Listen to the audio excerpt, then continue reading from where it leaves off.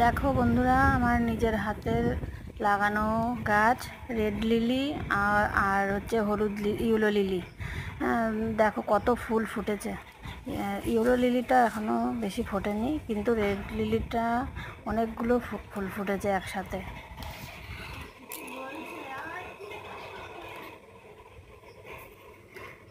দেখো একসাথে ফুল ফুটলে কত সুন্দর লাগে দেখতে।